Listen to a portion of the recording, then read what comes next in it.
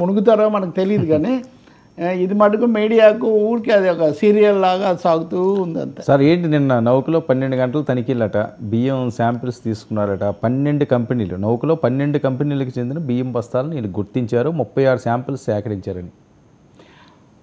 వర్మ గారు ఇక్కడ విషయం ఒకటే, కలెక్టర్ గారు ఆయన మోహన్ ఆయన షణ్మోహన్ కలెక్టర్ వెళ్ళారు, అధికారులు వెళ్ళారు. కలెక్టర్ ప్రత్యేకంగా శిక్షణా తరగతులు పెట్టారు.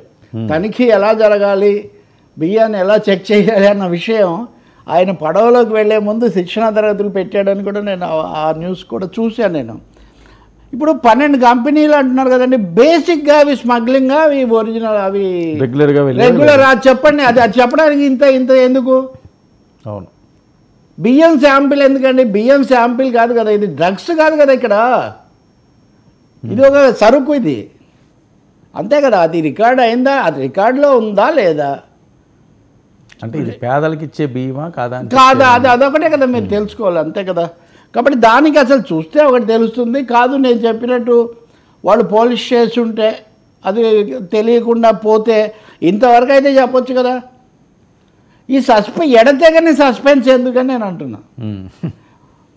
బేతాళ ప్రశ్నలాగా ఎందుకు మిగులుస్తున్నారు దీన్ని? ఇంతవరకు తేల్చామండి, ఇవైతే తప్పు, ఇవైతే పేదల బియ్యం, లేదా ఇవైతే రేషన్ బియ్యం, ఇవి పలానా మార్గంలో వచ్చాయి. ఇంకా ఇతర details, minor details, major details ఉంటాయి కదండి. మేజర్ ఆస్పెక్ట్ చెప్పి మైనర్ డీటెయిల్స్ మీరు తేల్చుకోండి. తర్వాత ఎందుకు అంత ఆలోచిస్తున్నారు?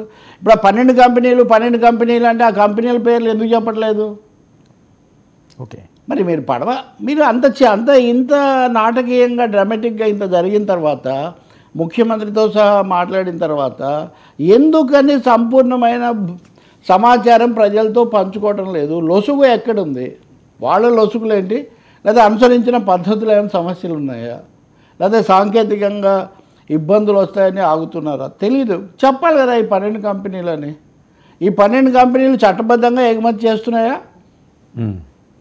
చట్ట విరుద్ధమా, ఇదన్నా చెప్పాలి కదా. నేను మిమ్మల్ని అడుగుతుంది, ప్రాథమికమైన విషయం కదా అది.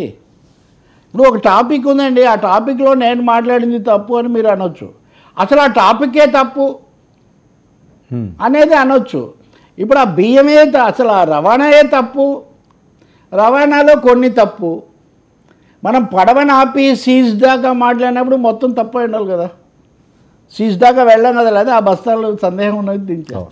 కాబట్టి ఇక్కడ ఆన్సర్ లేని, సమాధానం లేని చాలా ప్రశ్నలు మిగిలిన్నాయి. వీటి మీద నేను గతంలో కూడా మీకు చెప్పినట్టుగా ఆ స్థానిక యూనియన్ల నాయకులు 20,000 మంది దాని మీద ఆధారపడిన వాళ్ళు, ఇంకోటి యాంకరేజ్ పోర్టుకును డిప్ సీ పోర్టుకు మధ్యలో తేడా తెలియకుండా చూస్తున్నటువంటి వాళ్ళు, ఇవన్నీ ప్రశ్నలు ఉన్నాయి అక్కడ స్థానికంగా. చాలా నేను మాట్లాడా కూడా యూనియన్ల నాయకులు వాళ్ళతో. ఇంకోటి ఇదే సడన్గా జరిగినట్టు కాదు, 40 ఏళ్ళ నుంచి జరుగుతూనే ఉంది ఈ తతంగం. ఎవరు ప్రతిపక్షంలో ఉన్నా, ఎవరు ప్రభుత్వ పక్షంలో ఉన్నా 40 ఏళ్ళు అంటే బహుశా ఎన్టీఆర్ 83, 84లో ఈ బియ్యం ప్రవేశపెట్టినప్పటి నుంచి ఏదో రూపంలో కొనసాగుతున్నాయి కదా.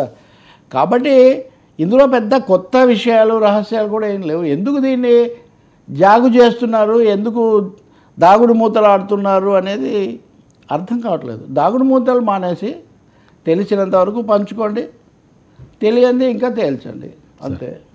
కేంద్రం పాత్ర ఏంటి? కేంద్రము దేశ భద్రతకు ముప్పు ఇలాంటివి లేఖ కూడా రాశారన్నారు. కేంద్రం స్పందించిందా?